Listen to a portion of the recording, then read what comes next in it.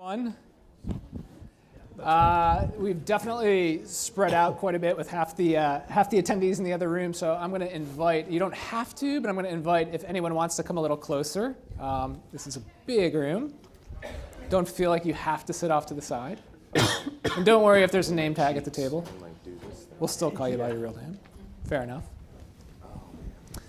Well, my name is Devin Ackman, and I'm really excited to be talking about a subject that I'm really passionate about this afternoon, community engagement. And I'm joined by a collection of arts leaders up here who also are working at the intersection of the arts and community engagement and doing some really innovative work.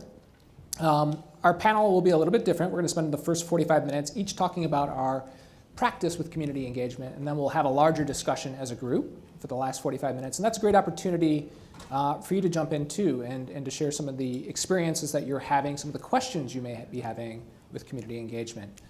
To my far right is my friend and colleague from the Public Theater in New York City. He's flown all the way out to be with us today. That's Brian Joseph Lee, Associate Director of Special Artistic Projects.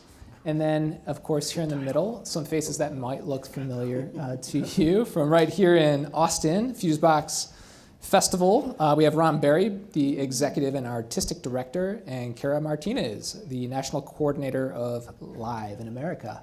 And just as a side note, I got to see these two present at a National Performance Network convening here in Austin.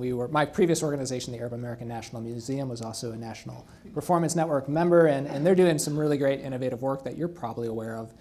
So I'm very much looking forward to hearing what you have to say about community engagement. So the cycle, I know this is probably getting etched in your minds at this point, and that is great. In many ways, just like the cycle is a framework, a methodology, I like to think of community engagement work of being very similar. There's not a particular one-size-fits-all model, but there is a series of principles, strategies, you might say, that really kind of binds this work together. And I think you'll get a sense of that by hearing three different practices today.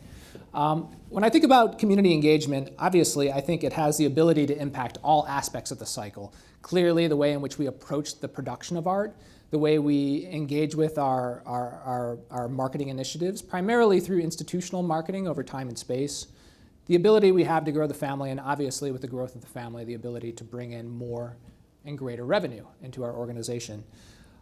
So I hope that you'll see how these various aspects can be informed by strong community engagement work moving forward. But stepping back and thinking real broadly about, again, some general principles that bind this work together.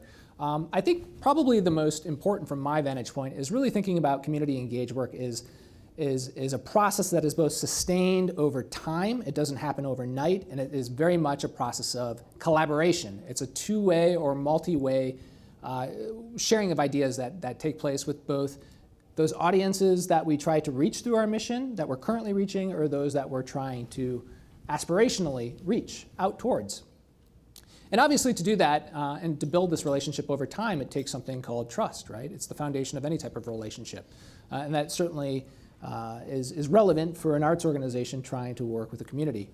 And obviously when these mechanisms come together, they certainly enable us to have greater relevance with the communities that we're trying to engage with, and also deeper impact through that art production, whatever that may be, whether it's a festival, an exhibition, a performance, you name it. An additional strategy that I think is really relevant is thinking about how this work cascades through an organization. It's truly most vibrant and at its best when it is integrated into all levels of our goals and strategies.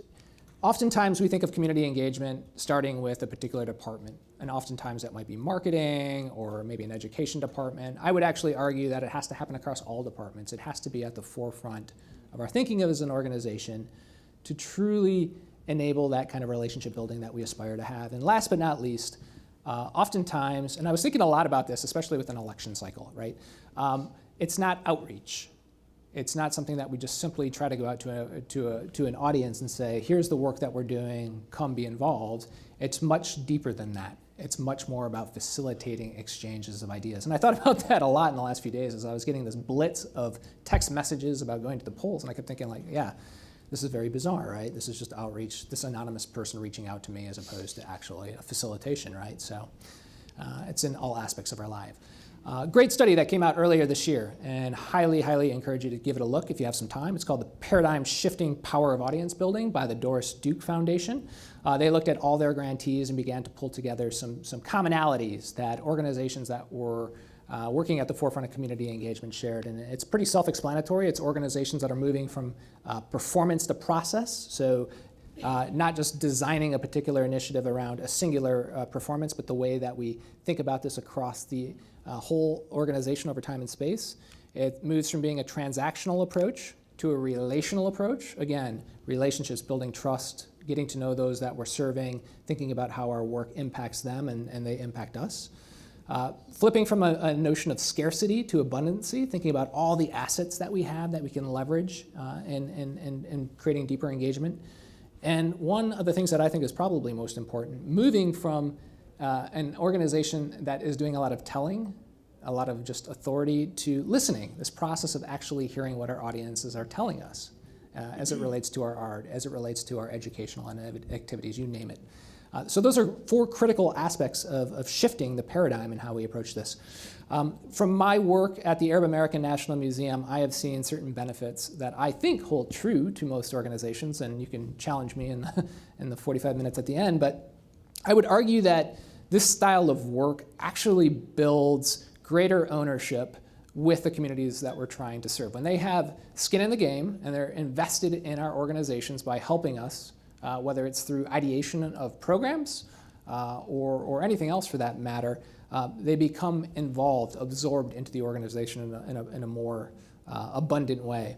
I think this enables the sharing of diverse ideas. Sometimes we have these blind spots on, right, as organizations, and when we begin to engage with our stakeholders, we get a much varied feedback loop on what we might be missing. And I can't tell you how many times through community engagement, some of the most obvious things are brought to our attention that we think we have it in the program plan or in the building plan, you name it, and somebody comes up and they say, wait, you're totally forgetting about this or that, and let's have a dialogue around that.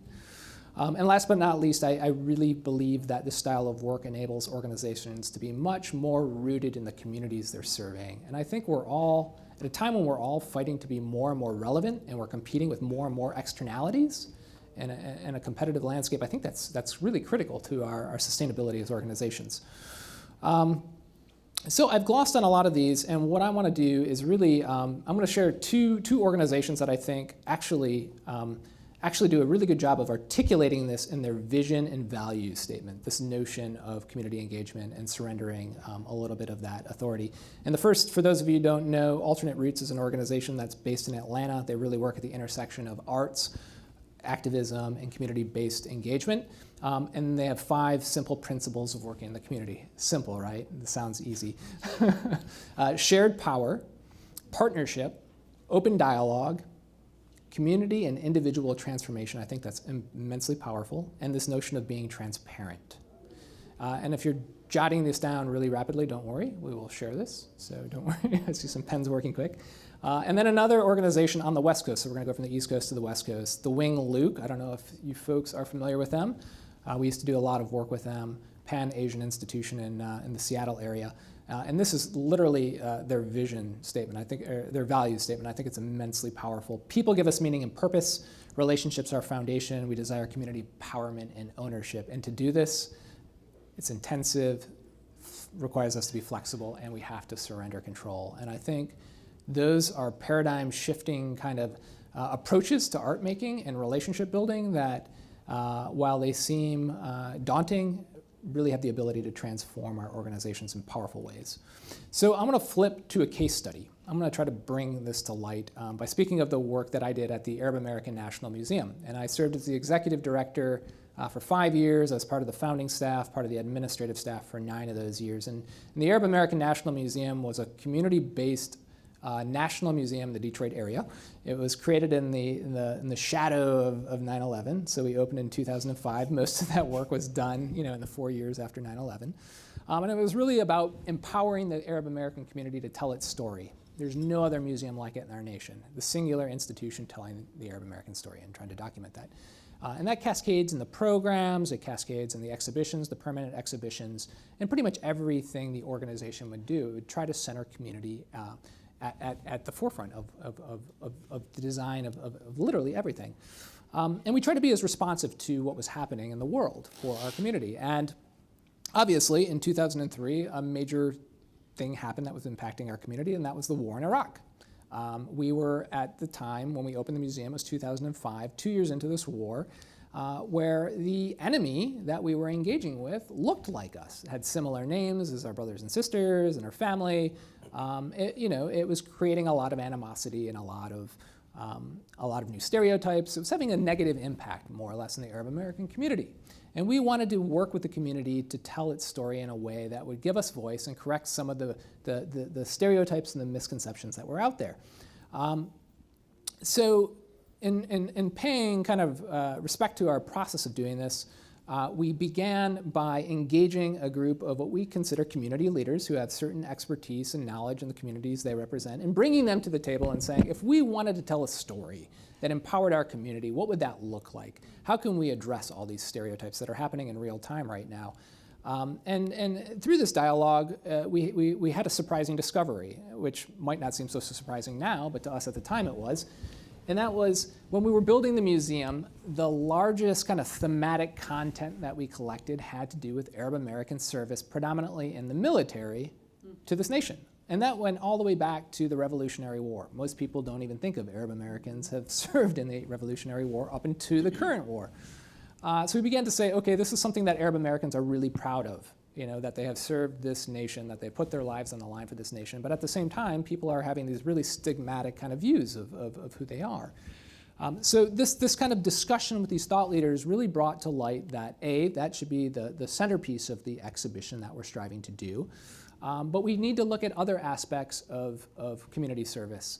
And frankly, a lot of that had to do with a lot of anti-war mentality within the community. So what would those other lenses be? And we decided the diplomatic corps was really important, people who were striving to make relationships stronger throughout the world, but also folks who were being part of the Peace Corps, striving to create peace and empower societies. So now we got the thematic content hammered out. And as Brett would say, when we're looking at those kind of A, B, C things, this is a very much an A aspirational project, something that's going to take 2-3 years to build. It's going to take a lot of work, some fundraising, a lot of engagement.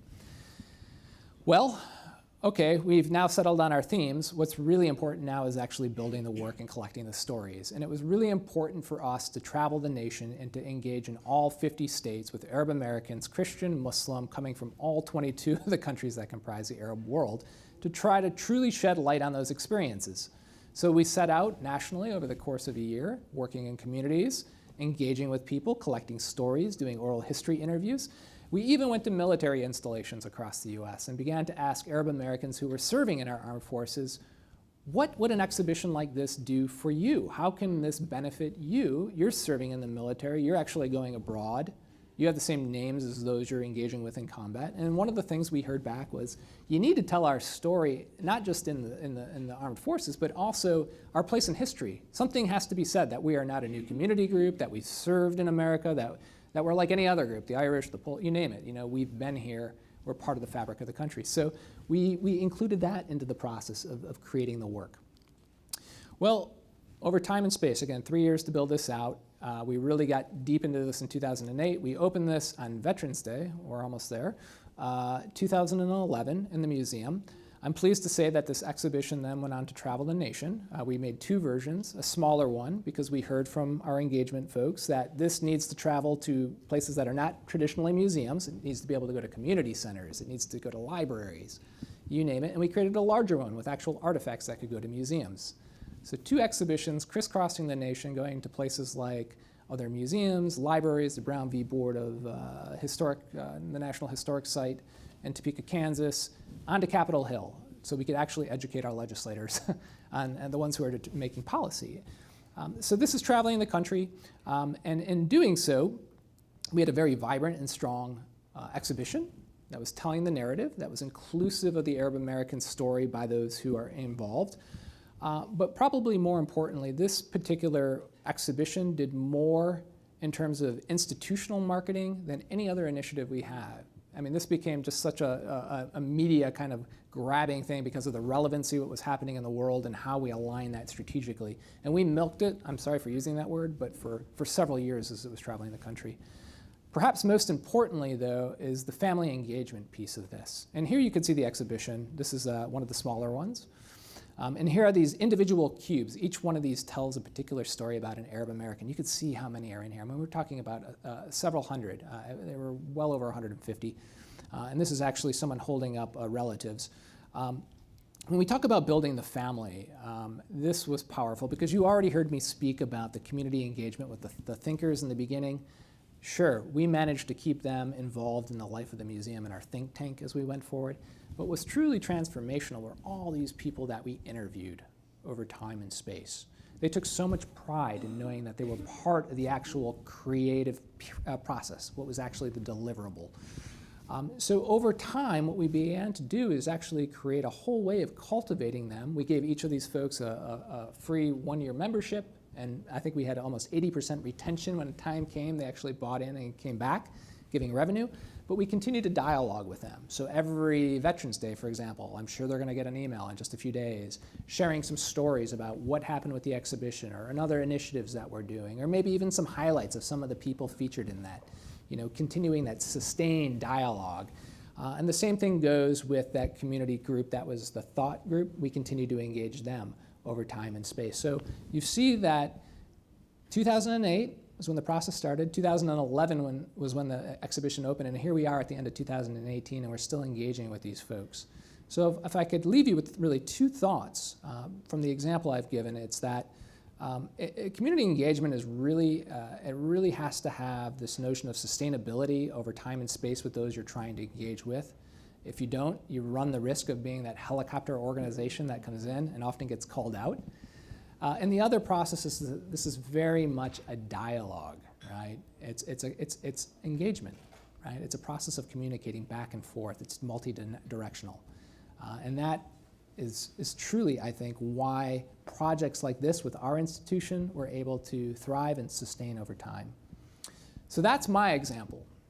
Now I'm going to hand it over to my friend on the other end over there, Brian. He's going to talk a little bit about his work. Hey. For you. Thank you. Hey guys, how are you? How's that 3 o'clock feeling? I am so excited to be here for a lot of reasons. I love Austin, Texas. Can you guys hear me? Is this like better? There we go. So I'm born and raised in Nashville, so Austin to me feels like coming home. This is just like a really exciting space, and I know you guys are doing a lot of this work. I don't come with a case study. I think Devin and Brett know me well enough to know that I don't follow the rules very easily.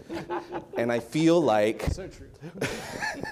I feel like what interests me a little bit more when the conversation I want to have is just about my experience over the last 10 years, diving into community engagement, audience engagement, audience development through a variety of lenses, and then sharing a couple of impulses I have as I continue to dig into that work. Hopefully this is, a catalyst for conversation. We're going to be talking already. We found some connections, yes, and so I'm loving that. But before you guys learn about me, I want to learn a little bit about you.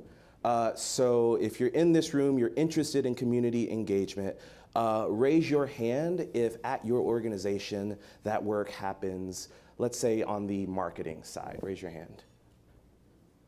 Cool, cool, cool. All right.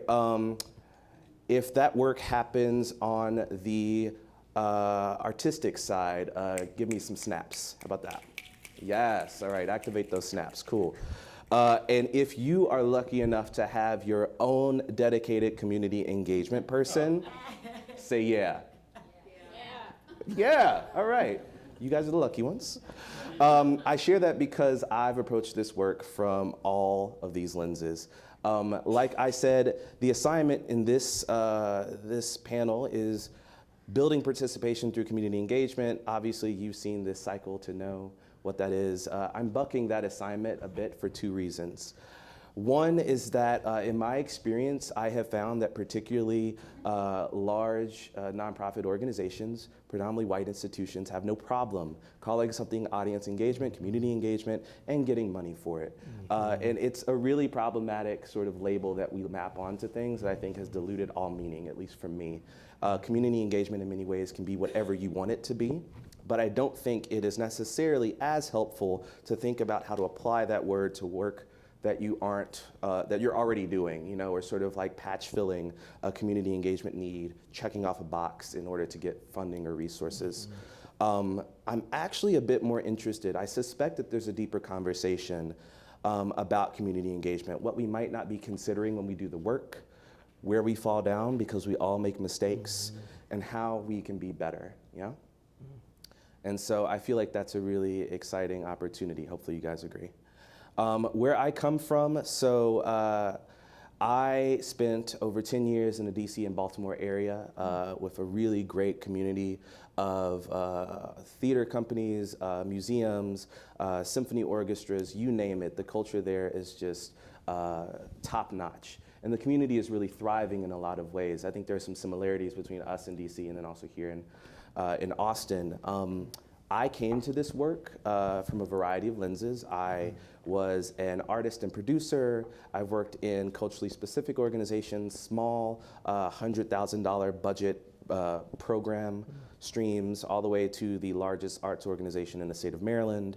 And I was a marketing director for a Lord D regional theater company. I can say that the through line for all of this work for me has been storytelling, getting people excited about the work that I'm excited about. And I think my major frustration with that is that at the end of the day, I wasn't the guy telling the story, right? That there is only so much you can do when you don't have your hands on the wheel, is what I was feeling in terms of not seeing the results of engaging communities as deeply as I would want to see them engaged. So flash forward, I now work at the Public Theater. My title is long, it makes no sense. I'm the Associate Director of the Special Artistic Projects Department, which is kind of a mafia within the mafia. We are the most radical group of progressive producers and art makers, which is saying something. So you know a little bit about me right now. And our portfolio covers 3 programs. The mobile unit, which is sort of rooted in the founding impulses of the Public Theater. Over 64 years ago, Joseph Papp had a singular vision, which is that culture belongs to everyone. And so that desire animates everything that we do at the Public Theater, especially this idea of touring Shakespeare, right? So the Public Theater is known for a lot of things. One of the things we do quite well is Shakespeare in the Park, which is free every summer in Central Park and has been for 64 years. And that addresses one part of that equation, right? Removing the financial barrier to art. The mobile unit removes the geographical barrier. And so we take Shakespeare primarily, but also other art, and we load our actors into a van and we tour all 5 boroughs of New York City. We perform in non-traditional venues. So we, again, like Devin's work, popped up in libraries and community centers, correctional facilities, homeless shelters, places where audience have real barriers and challenges to even meeting us on our ground. So we say we're gonna meet you where you are, right? And the radical thing isn't touring Shakespeare to a correctional facility. There are a lot of people that do that. I think the radical impulse that I have witnessed is a real honest humanity, meeting people before, during, and after the work, connecting as deeply as we can. In the mobile unit in New York City, that manifests with long-standing relationships over time. Correctional facilities that we've gone to, medium and maximum, for 7 years, where the audience looks forward to seeing us, you know? Community partners that we've developed over time and hold deep relationships with. So that is one of the programs. I'm happy to also say that literally 2 weeks ago, we wrapped the first national version of that project, Mobile Unit National, which toured a play called Sweat by Lynn Nottage. It's a Pulitzer Prize winning play, Tony Award nominated, about Reading, Pennsylvania. So Lynn went to Reading, Pennsylvania, deeply embedded in the community, and wrote a play about a factory town that was losing jobs, a town that had, brushes with homelessness and opioid addiction, and at the fundamental sort of like base of it all is how economics change your view on race and how that sort of like stresses relationships. The national version of Sweat went to 5 states in the Midwest, touring 18 communities, really small communities. And we did a lot of the same work where we just popped up into a room, turned on whatever lights, and did the play. Part and parcel with that was a robust year-long effort, which kind of resembled more community organizing than producing theater at the end of the day, where our team went to these communities and built connections and relationships with folks. Talk to them about, we have this thing, do you want it or do you not want it, A? And how can this be helpful to you? How can we use whatever privilege and power we may be having and this really great art, which is something we do really well, and how can we lend that to a conversation that's already occurring? How can that gravity be a point of intersection for you? So that was really exciting. The third stream that I'll just say quickly is the public forum, which is our platform for art, ideas, and action, where we engineer collisions of those 3 for conversation. And that's part of the reason why I have to thank Southwest Airlines and their really fantastic team for getting me here so quickly. Because last night we were producing a election night hootenanny at the Public Theater, which is kind of like, I call it CNN the musical. Nice. Live results and music and poetry and performance and commiserating. We did it in 2016 and it, was tough. So, so doing it again, there was some, but we survived, which is great. So it was really wonderful to witness. I am sharing all that relevant experience from DC and also the Public Theater, but at the end of the day, I'm just me. So this isn't a case study about the Public Theater. Do not run and tell your friends that the one guy from the Public Theater said, this is what they're doing. That's not the case, right? What I am is a person who's deeply curious about how communities engage with our work, and I have questions. So the first impulse that I have when I'm doing this work is how can I undo racism? And I bring that to this space, to every space that we have this conversation, because to me it's the fundamental structure that our work as artists and producers have to wrestle with. Systemically, it is the single most critical barrier to building effective coalitions for social change. Racism has been continuously and systematically erected, and it can be undone, but only if people understand what it is, where it comes from, how it functions, and why it is perpetuated. By Tony Cade Bambara, who was an African-American community organizer, really, really amazing scholar, and was deeply invested in practicing this work on the local and micro level. And so some of those questions that I have, when we talk about community engagement, specifically for larger institutions, I can speak from that lens. I've also done some specifically, community-driven work at a smaller local level, but for larger institutions, does our program reinforce or deconstruct racist and colonialist systems of oppression? That's a pretty fundamental question. I'm speaking right now from a lens of taking primarily Shakespeare to communities of color in New York City. And there's a huge assumption there about whether Shakespeare is the thing. It's something I wrestle with all the time. We have started to tinker with and experiment with what those works can be. Right now we're investing in commissions where I'm dialoguing primarily with Latinx creators, writers, directors, musicians to compose pieces, explore where the linguistic barriers will be, where the cultural barriers will be, and creating work that specifically is tied to that mechanism of the mobile unit, but not rooted in supremacy of Shakespeare, which is important to me. What community do you serve, however you define that? Do they even want you there? Have you asked? If you are showing up, who are you displacing? Was there something else in that room? Did you force your way in? Who's been doing the work for quite some time? And I think this is where the AIM program gets really interesting for me, because I assume that you guys are coming from small and mid-sized organizations, and that a lot of this community engagement work might be happening at a very intimate level with the communities that you find yourself rooted in, and the way in which small organizations and large organizations dialogue is important, and I think can be refined, to say the least. At all points, how can you decentralize yourself and your voice?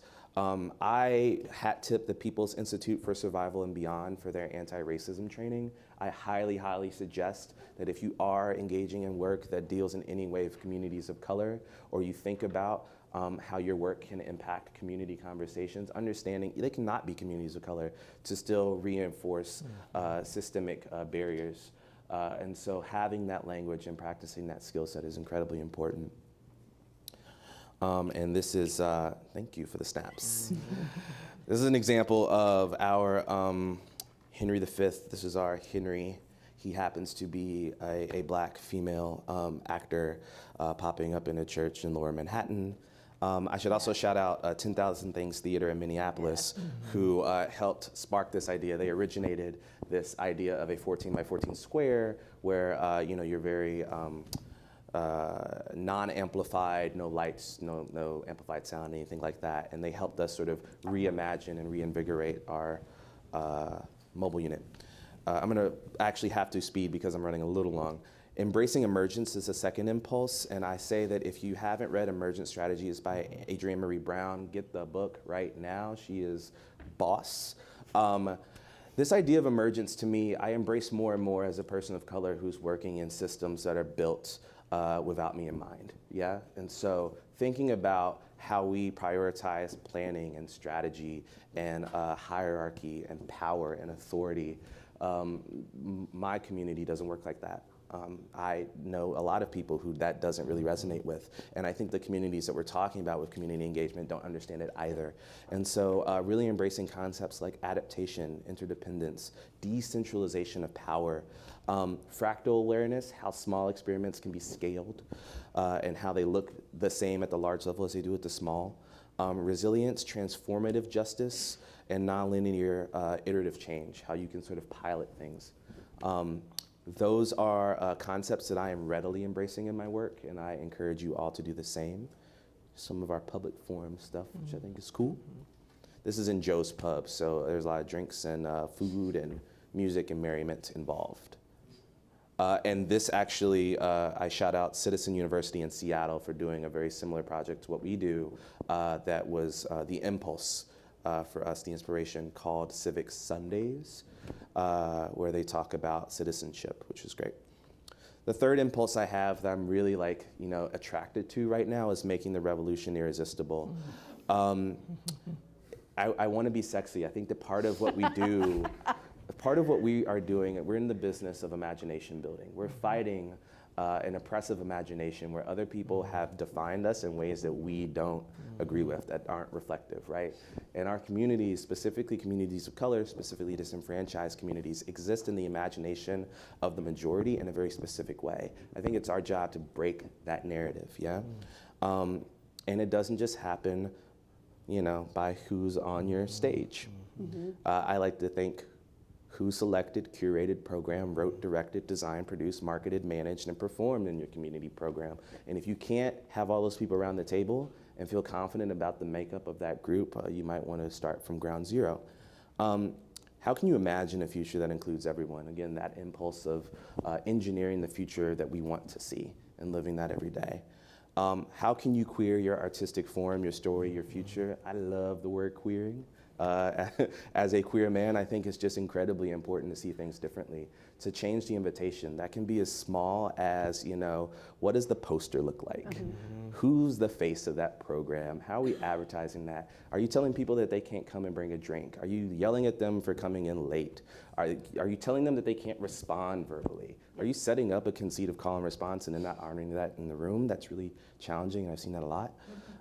There are ways in which you can just sort of curveball, pitch it differently to meet the community where they are, which I think is incredibly important.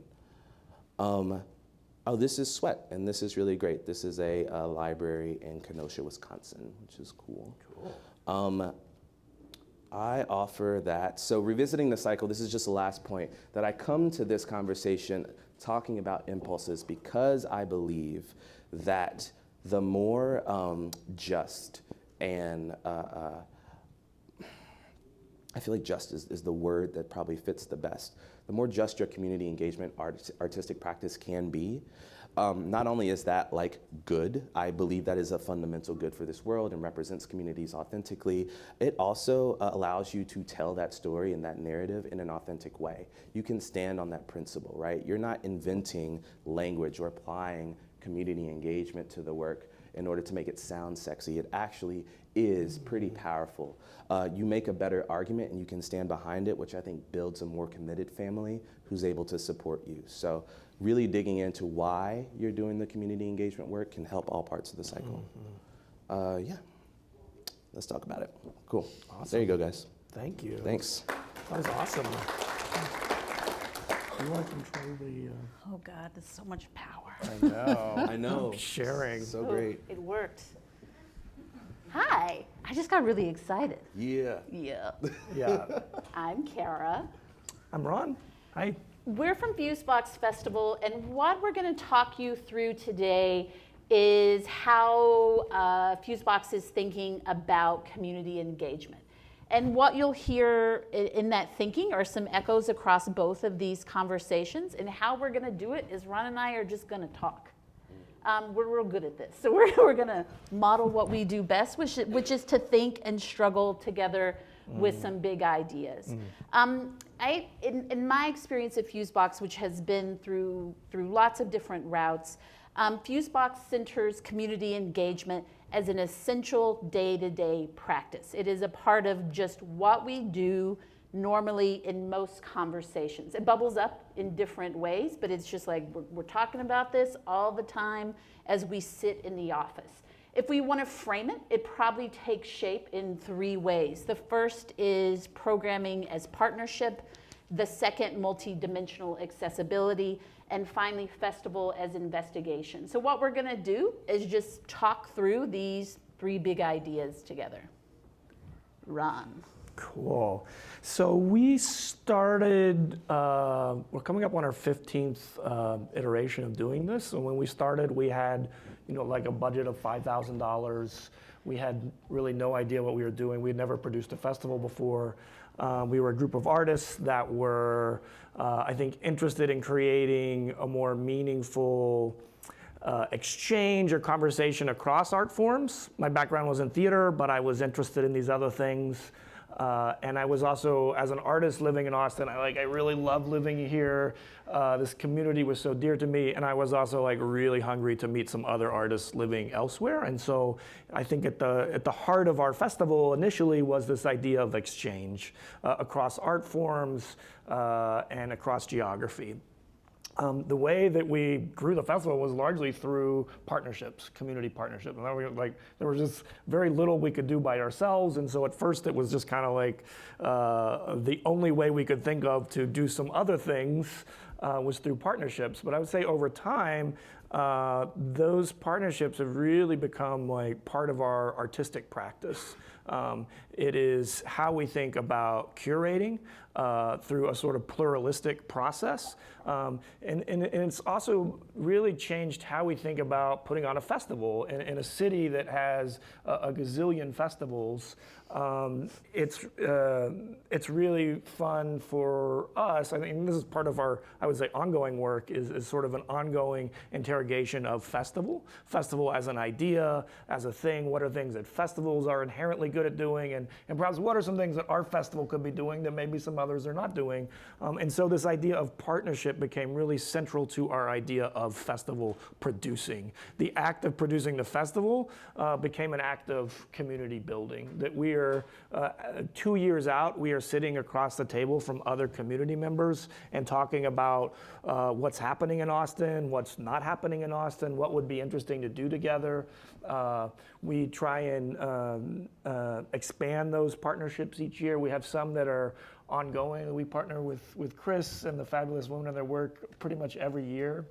Sometimes it's them bringing a project to the table. Sometimes it's us. And that's been lovely to have relationships that unfold over time. It's also, I think, really fun to imagine other types of partnerships that are perhaps not even with organizations in the arts, but other types of organizations or businesses that exist in Austin. And those partnerships have also now grown to national and international in scope. And so that really helps contribute to this initial idea of conversation across geography, and we're able to kind of talk with other peers and colleagues around the world about similar issues. Where do those issues align with what's happening in Austin? Where do we like totally miss each other? Like, this is something that's very specific that's happening here and it's not happening out there. But that's really, I guess, as we think about our festival and the way that we curate it and the way that we produce it and actually make it, it's through collaboration and partnership. Right. If you want to think about how you decolonize patriarchy, elitism, hierarchical structures, you do it through partnership. And because you have to come at it from a humble space, you have to come from it with transparency and naming the resources that are at play for all the communities that you're in conversation with, that it is a practice that continually sort of, when you really embrace it, can make things more horizontal. And so having also worked at an institution that was very vertical, one of the great things about being at Fusebox is just like knowing that every day, probably I'm just going to have a conversation with somebody about what we can offer one another. The next sort of thinking pot that we had is multi-dimensional accessibility. Yeah, and that's the Carol Martinez special. Oh yeah, I right doctored there. that right up. Yeah. The festival positions accessibility as both geographic and economic, which I think is actually quite important. So the festival has locations throughout the city. It doesn't sit inside a kind of arts temple, which can happen. And then the festival is also completely free to attend.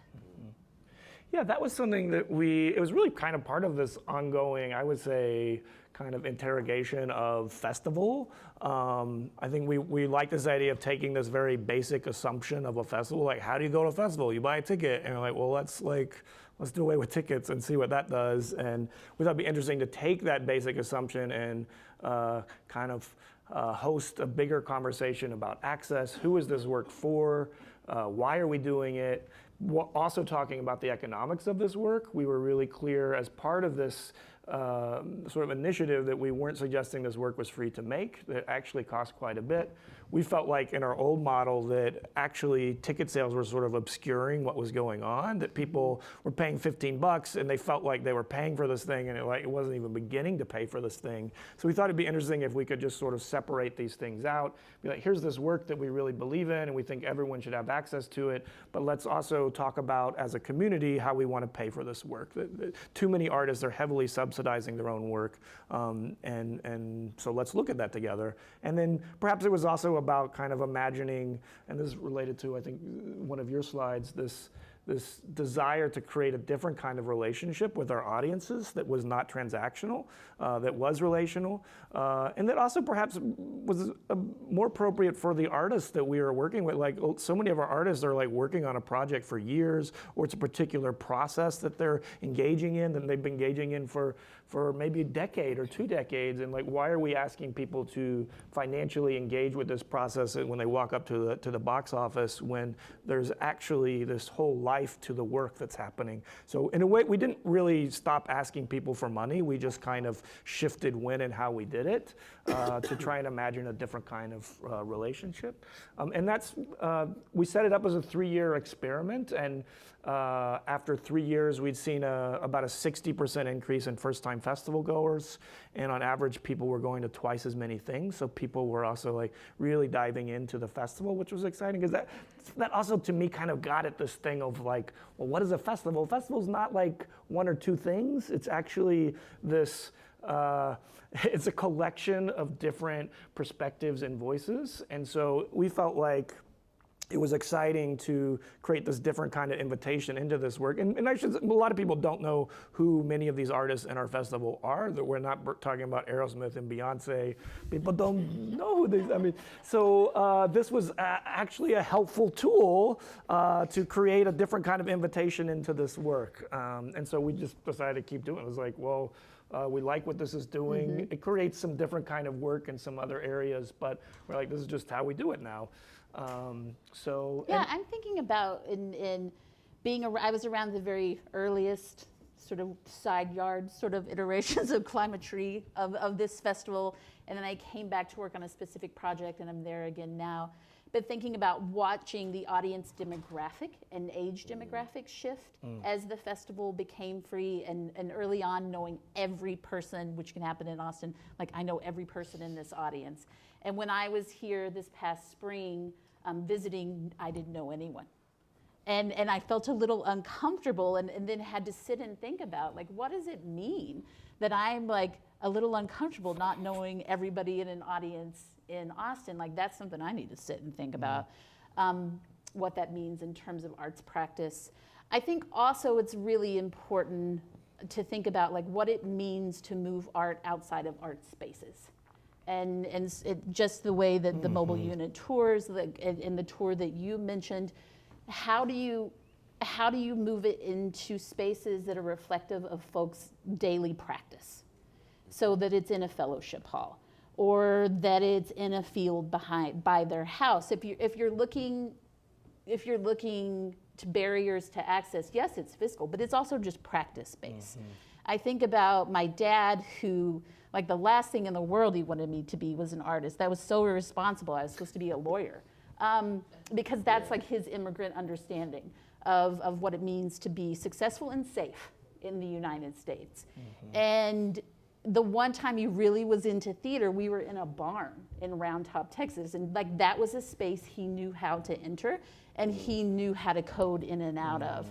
So festival locations occurring throughout the city, yes, it's fun and it sparks creativity, and this alley is really beautiful.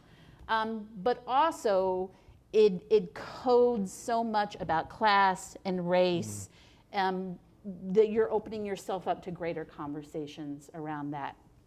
The last sort of pot of ideas we want to talk about is festival as investigation. So that was this thinking around utilizing festival culture, which is quick and impermanent, and yeah, we had a good time, and I have sunburn, and I have to go to work. How can you instead use festival as a unique tool for investigation and for catalyzing positive change in the local community? And I think sort of the clearest example of our attempting to begin to do this work was our work around the project at Think East. Think East is a development in East Austin that sits square in the middle of one of the most historically Black and brown communities in East Austin, and also unquestionably one of the most historically underserved and disenfranchised communities. And in the last 5-6 years, it's become available for development. And the project that we did together was to think through how the arts might shake up development processes. We know this kind of economic, social, racial shift is coming to this neighborhood. How might we use the arts as a platform to query that, to queer it, to shake it up? We can't stop it, but perhaps we can strategically, tactically maneuver inside of it so that it does more service to other people. So Think East was this study of 3 years of thinking through how to do that artfully. And halfway through is when Fusebox Festival occurred, so we used the festival to model some ideas. And along the way, we were just talking to community members. There were so many coffees, so many tacos, which is great.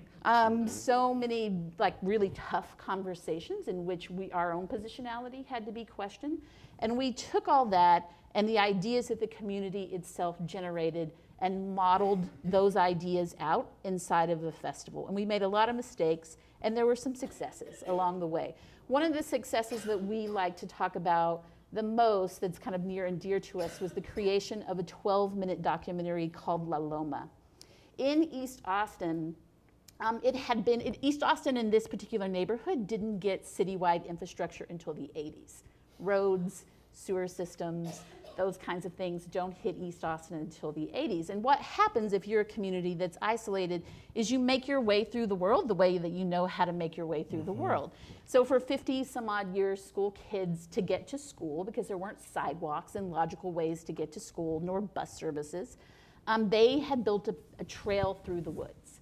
And the trail included crossing kind of a chop shop field. There's a canal that has to be traversed, crawling under train cars.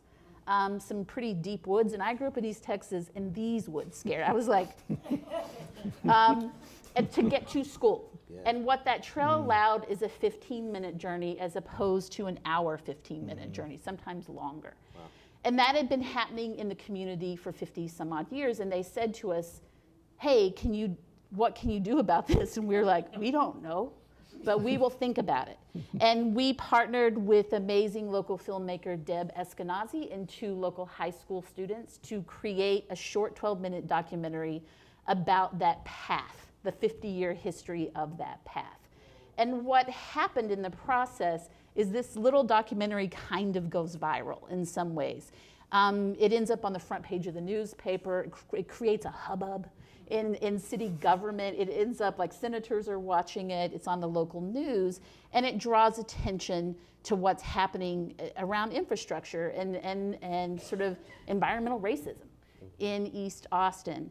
And it taught us this important lesson about how community engagement, the reason we could make this film is there's actually a lot of incredible resources in that community. Resource exchange isn't one way. It was us looking to capitalize on the brilliant voices and ideas and thinkers in that community and create with them and alongside them a platform to put their thinking out there.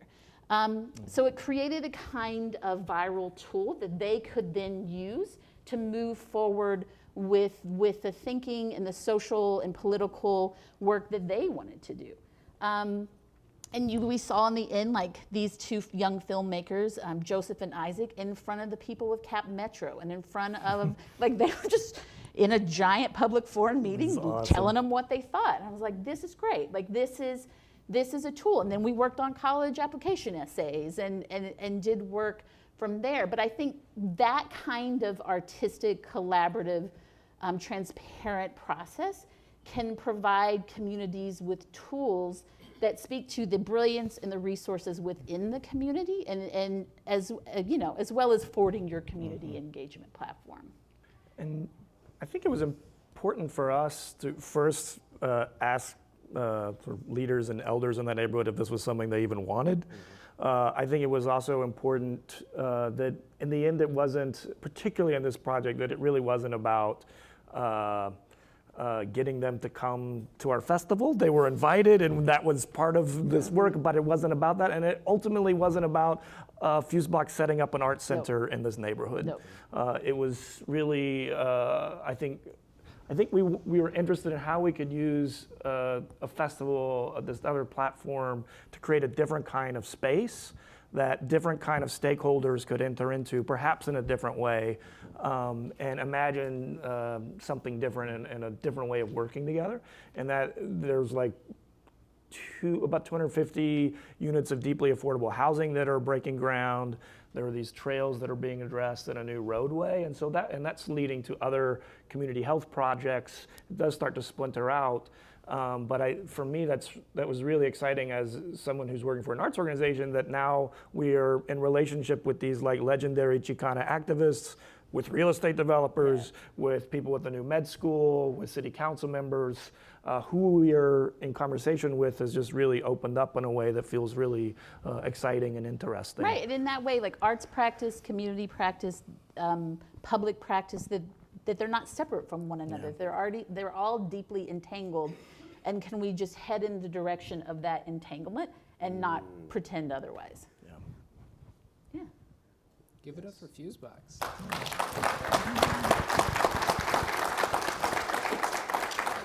All right, so we've got about 30 minutes. And I saw a lot of hands go up when Brian was asking about community engagement. So there's a lot of folks in the room doing this work. This is a great opportunity to share some ideas, not just ask questions. So if you're doing something that's innovative or you're struggling with something, we have 2 mics kind of floating the room. We certainly invite you in the spirit of co-creation to join us in this discussion. Maybe while you're taking a minute to think of something, I'm going to pose a question, selfishly. So this work sounds really easy, right? We're going to all go out of here. We're all going to kill it. No, this stuff is really, really hard. And you just heard a lot of good stuff, a lot of success. The fact of the matter is there's a lot of failure involved in this work. Yeah. And I want to get into it. So I'd like to maybe hear from you some experiences and some things you've learned through the process of doing this work and how that maybe has changed your approach. It's so funny that we all come from the theater world, so I wonder if our experiences may be similar in some ways. Within what way? Well, like, Do all we right. fail the same? Well, like we see the same failures systemically, Yeah, and like I would imagine so. the failure in you sees the failure in me, or something like Yeah, that. I don't know. yeah. Namaste. That's a new song. So like Devin loves asking this question because I think part of where we learn and grow is really exposing where we fail. I have witnessed systemic failure, and I find myself constantly redefining my approach in the face of that.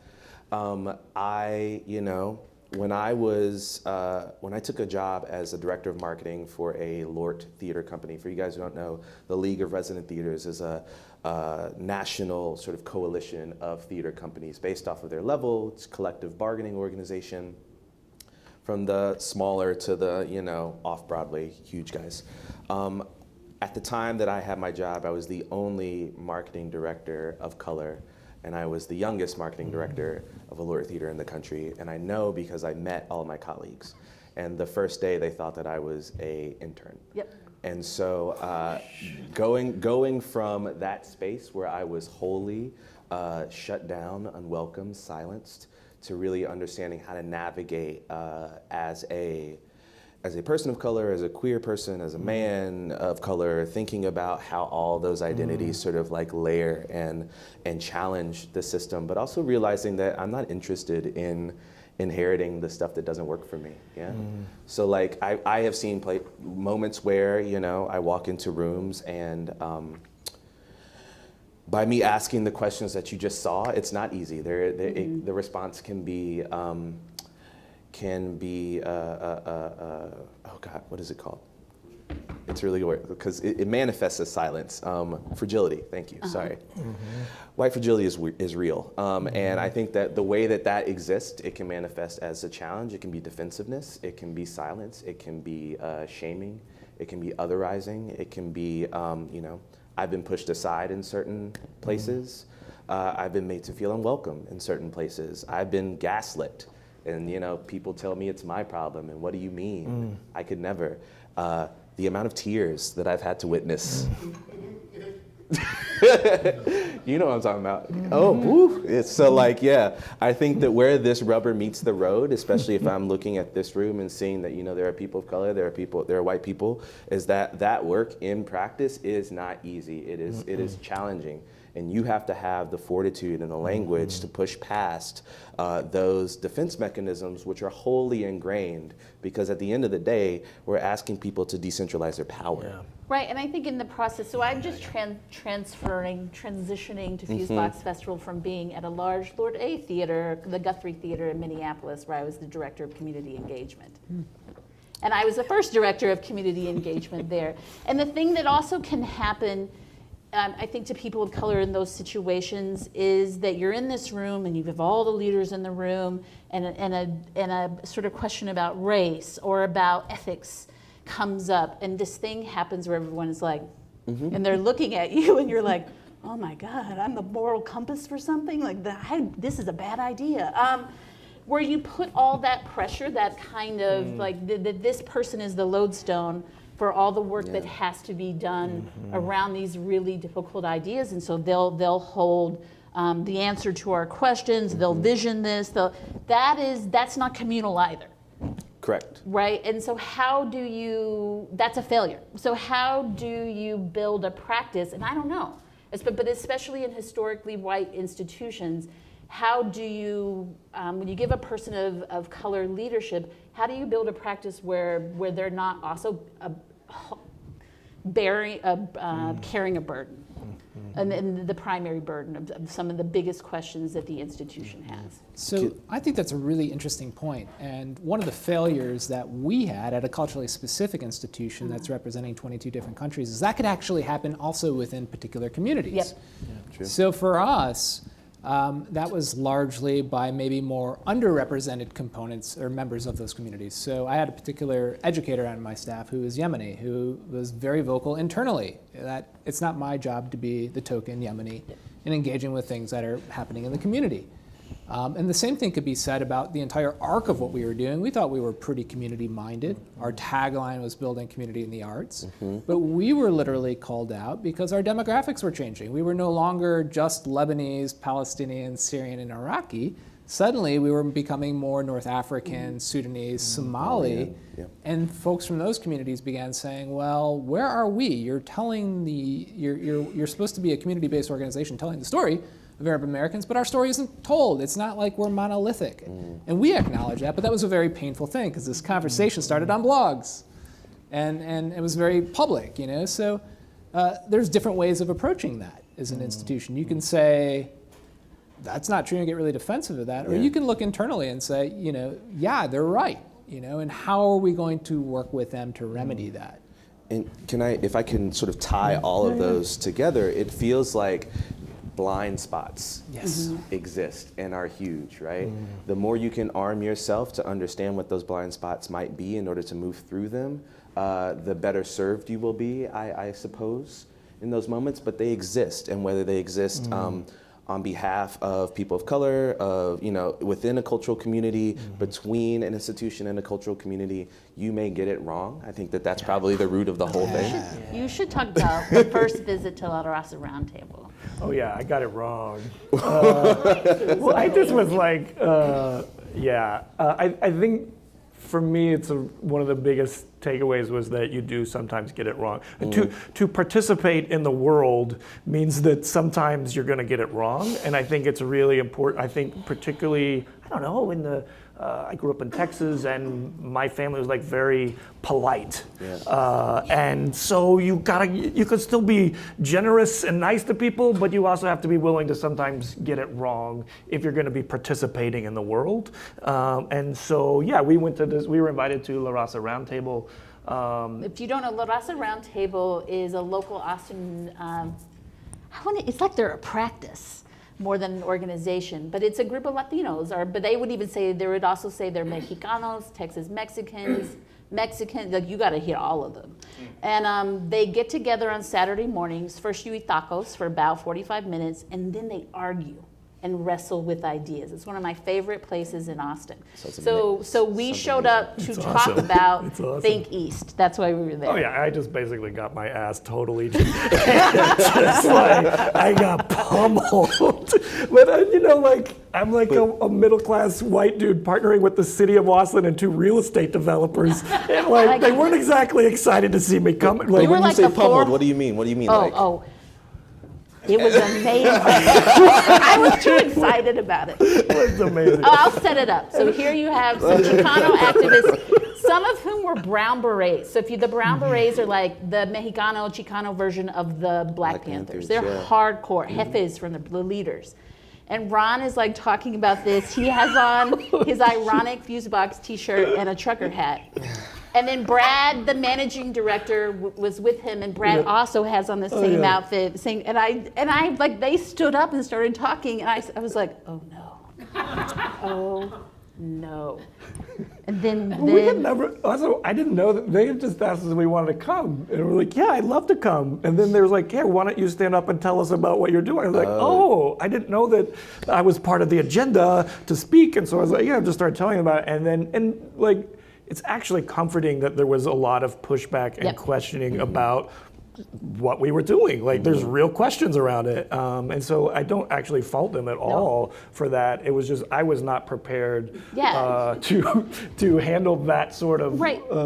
Yeah, and so if you think about failure in that way, our failure, then I enjoyed it a little too much, was like not understanding the practice of that organization and the space that we are entering, which is also about like elitism and all kinds of things. You're like, yeah, we're going to come here. And we feel confident. Like, no, you should know where you're stepping into. Yeah. And that's like the first rule. Totally. What you should do your homework and do your groundwork and know the practice of the folks that you're stepping into. That's great. And then like, this woman that I met there, she like invited us out to breakfast the night. She was like, here, let me give you some tips. Like, here's some stuff you should know. And I was like, thank you so much. And and then you have to show back up. Yeah. And the thing is that all the people we made that documentary with were also the people who handed us our asses at that first meeting. You just show back up. And they ended up actually helping you with your dissertation. Yep, they helped me. I was technically in Austin to write, I had a dissertation writing fellowship. Didn't do too much of that that year. But I had tried for 2 years to be in relationship with these old brown berets because I knew they wrote plays. And I was like, I would love to see what these are. And for 2 years, I did all the correct academic approaches to trying to open a conversation. And I just failed so hard because I was doing it wrong. And what happened is after sitting with this project for 9 months, the last week I was in Austin, they were like, Mija, come over. And I sat in their houses and we drank a lot of iced tea and they're like, here it all is. Here's a copy of the play. Here are all the stories you need. You want to see my artwork? I'm going to give you copy. Like we were then in relationship. And it changed the way that I then wrote about that play. And I think that also foregrounds how sometimes academia can actually, well, and artists and arts organizations can use a particular population for their purposes, take what they need, and I think you really put in the time. Kara was going on marches. She was really engaging. Right, and I think even for me, like you think about community engagement, like I grew up in rural East Texas. My mom is white, my dad is Mexican. Like that's a complicated place to be what I would call, we were joking about this weekend, when I was a little kid, I would call it half Mexican and half plain, because I didn't understand what white was. But I was like, Mom's family's plain, which my dad loved. But I think like these processes also allowed me to understand something about myself and my culture that was just harder to access given the spaces that I'd occupied when I was younger. Embrace failure. Yep. If you have a question, a thought, a comment, just raise your hand and the mics will come to you. Something that is definitely on my mind as the mic is making its way over there is about, and it got brought up, is about this notion of accessibility, right? The power dynamics that we have as organizations. It doesn't really matter if we're small, mid-size, or large, there is a power dynamic. And thinking about our roles in engagement, like for example, we tend to think we have to lead engagement or that people have to come to us. I'd like to quickly get your thoughts on that. The various roles we can play, and the notion, again, as you alluded to, about the ability of actually going out.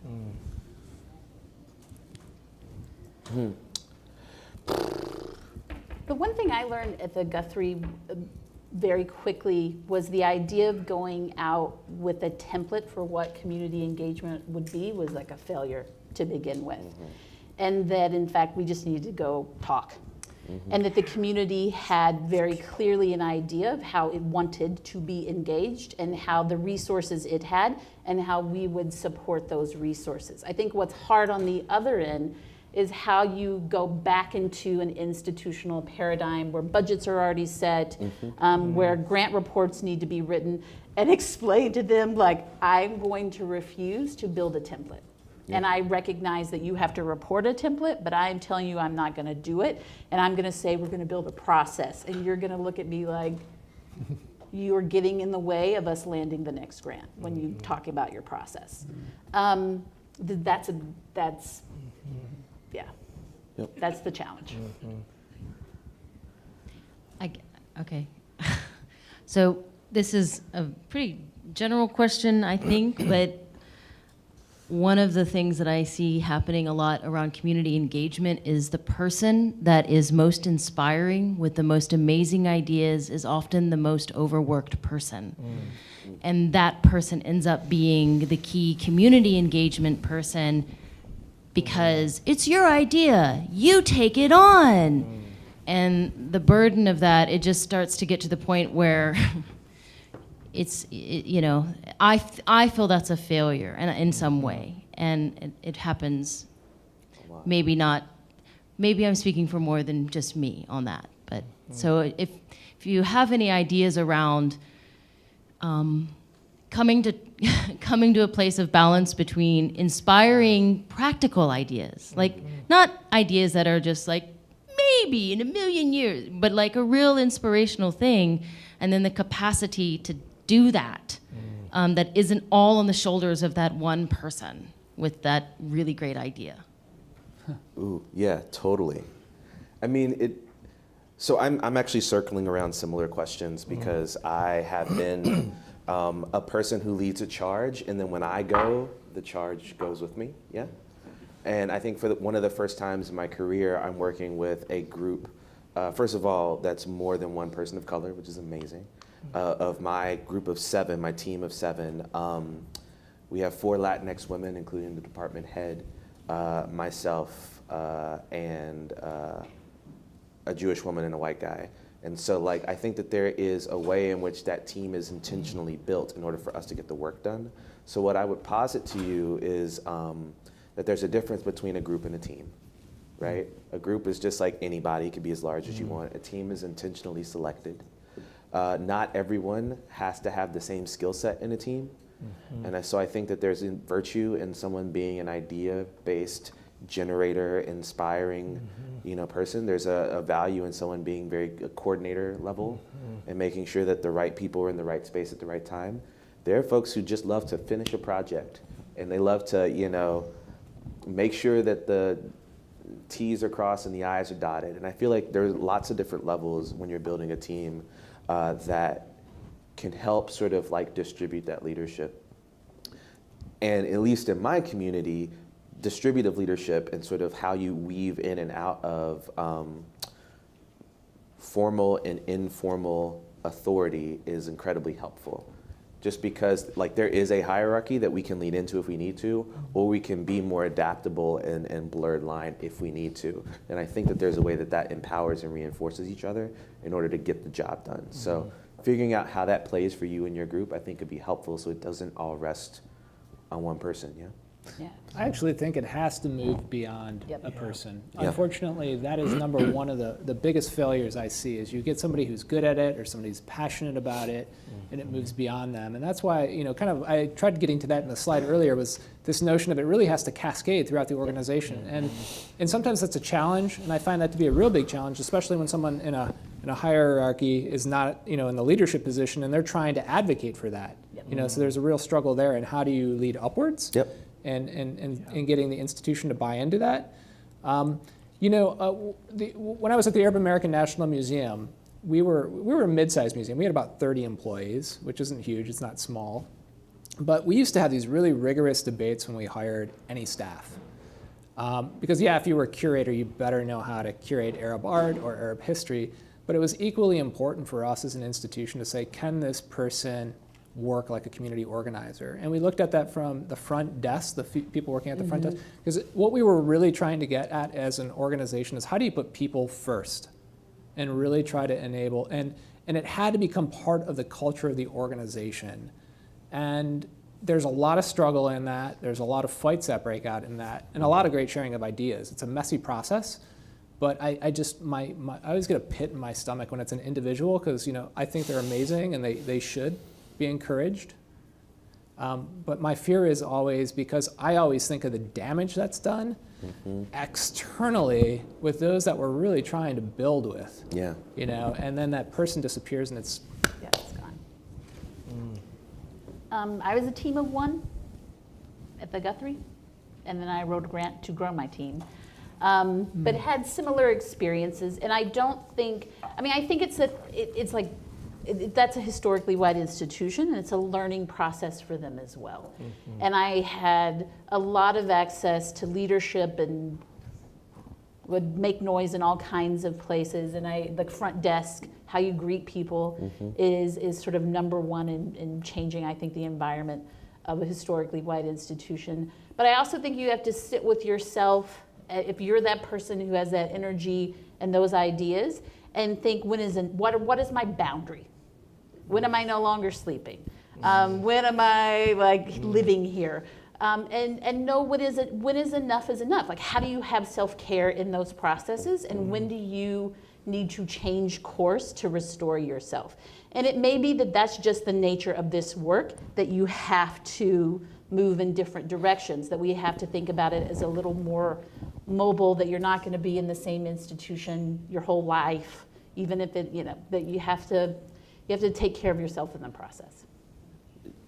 Yes, and I would also just highlight the supremacy of all that, right? Yep. Like the fact that we imagine that there's a project lead, the fact that the idea of the way that an institution is built imagines that like there's a crusader is inherently colonialist. Yeah? Yep. Really, really Yep. fucked up. And then they built a budget around it, right? Yep. And so that becomes like you are not just you're not just advocating for a new way of working, you're changing an entire system that's antithetically built to that practice, and it's really challenging, so.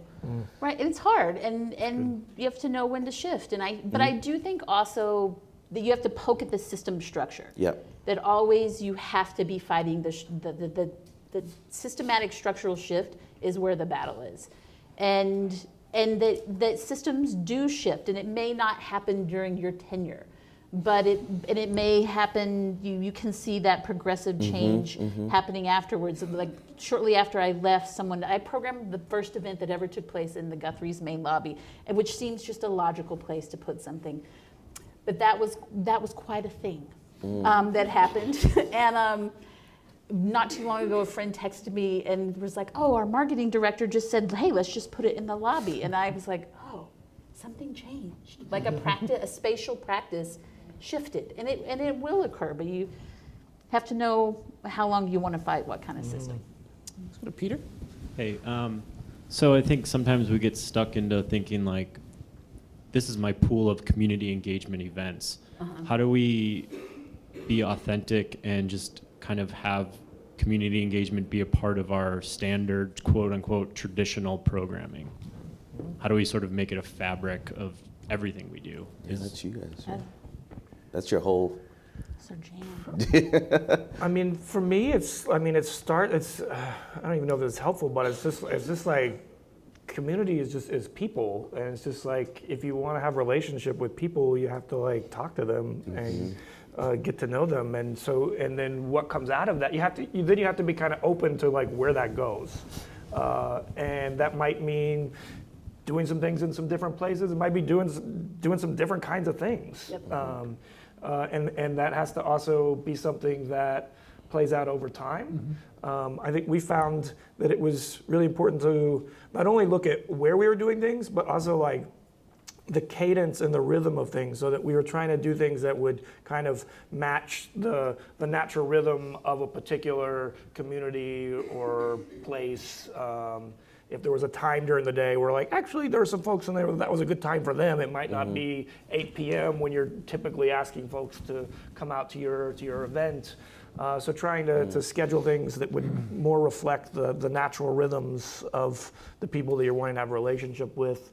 And I find those conversations, I mean, it's like, how do you want to be in the world? And like, I find those conversations actually really joyous and fun. They can be hard and complicated, but it's also like fun to be talking about stuff that you like to do together.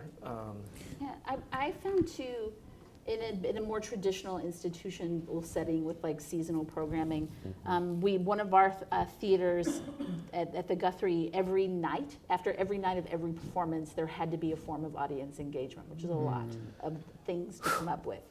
And what I would say I learned from that is that in fact sometimes the post-play discussion is just the worst way ever to engage an audience. It reinforces all kinds of questionable power dynamics like the first person who grabs the mic, I'm always most frightened of that person when I'm facilitating.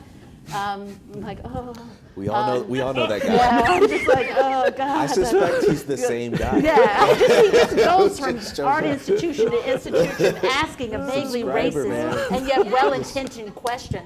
But asking the community to help you develop your audience engagement platform and understanding that people learn through other mechanisms than talking. Yeah.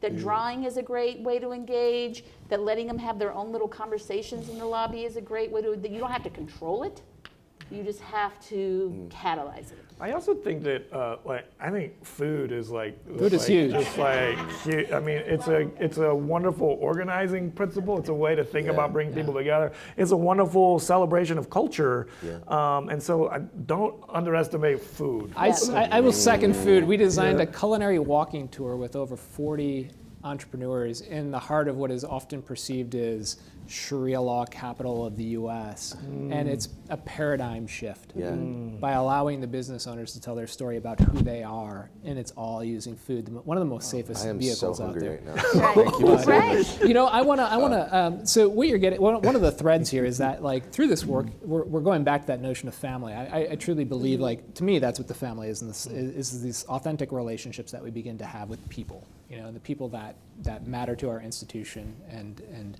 that's really critical.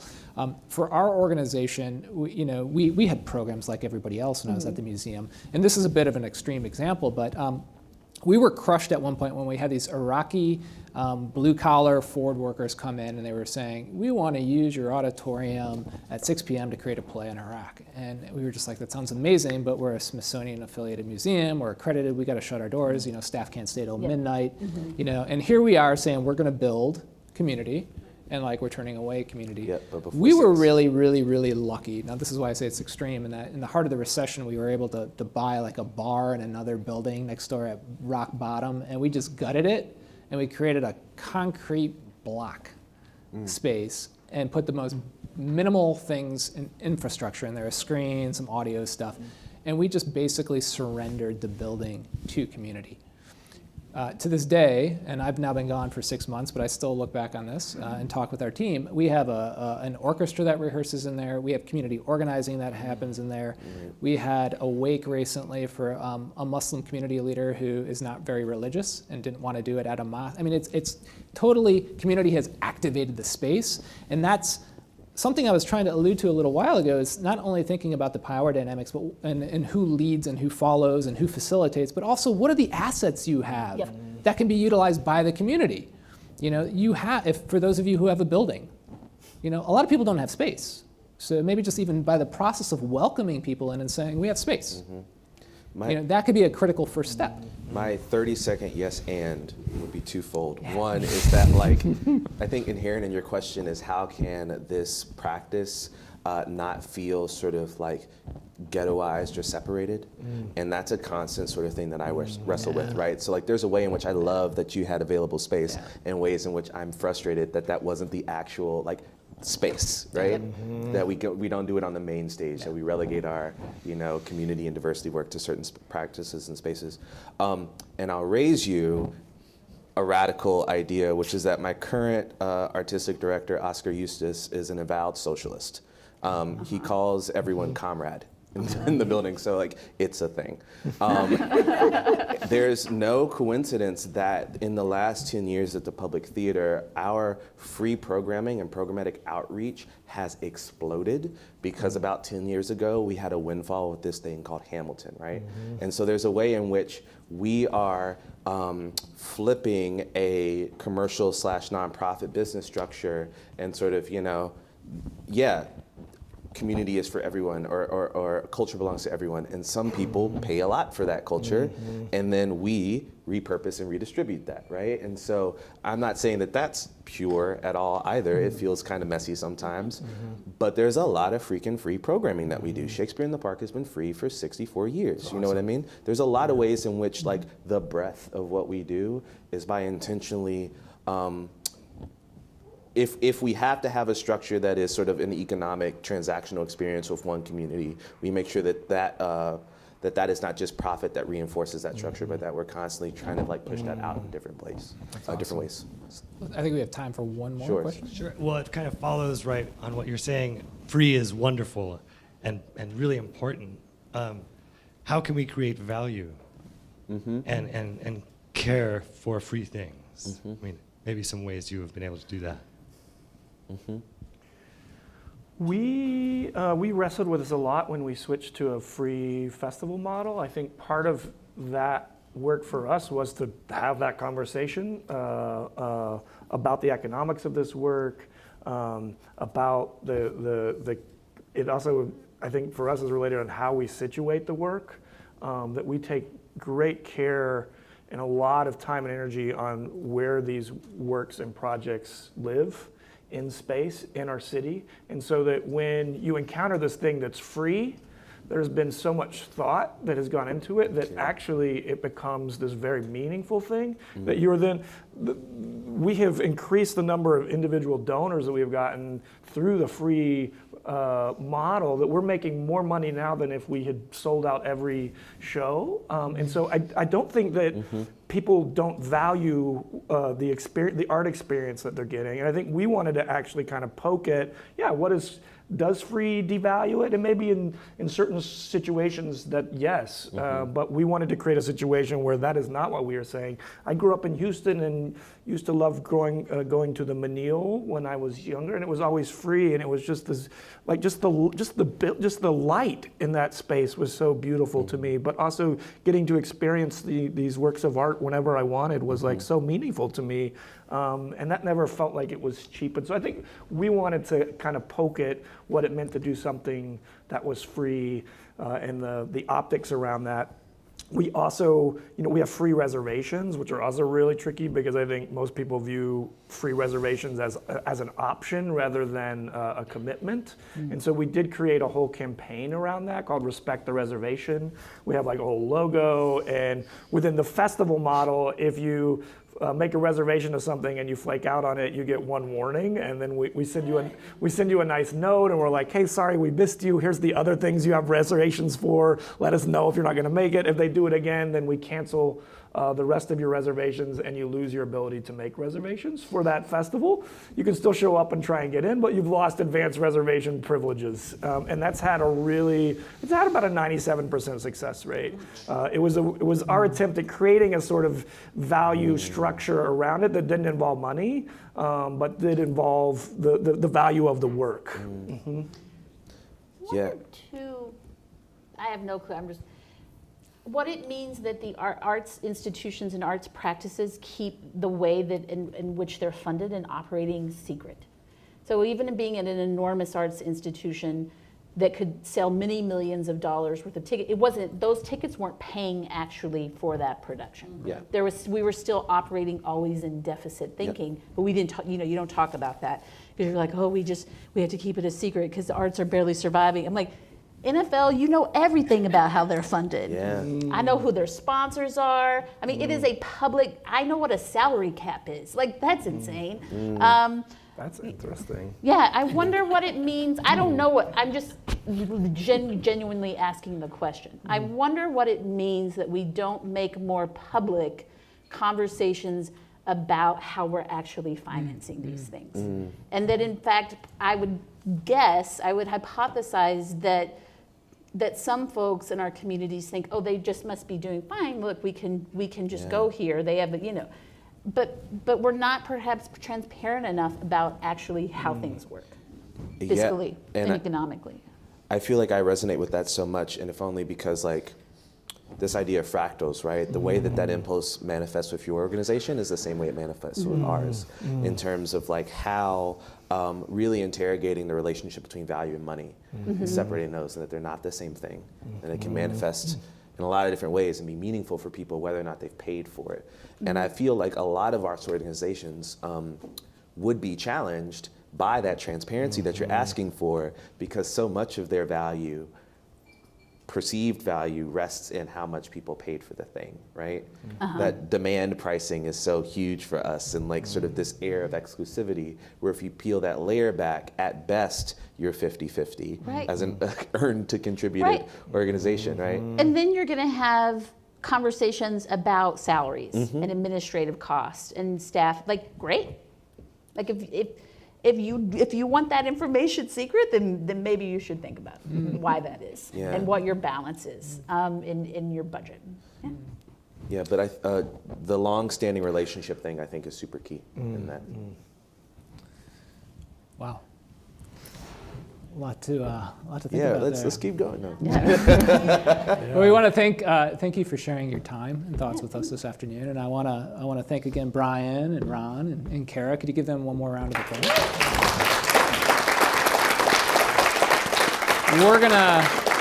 We're gonna take a quick 10-minute break and then recap and do some last announcements. So thank you very much.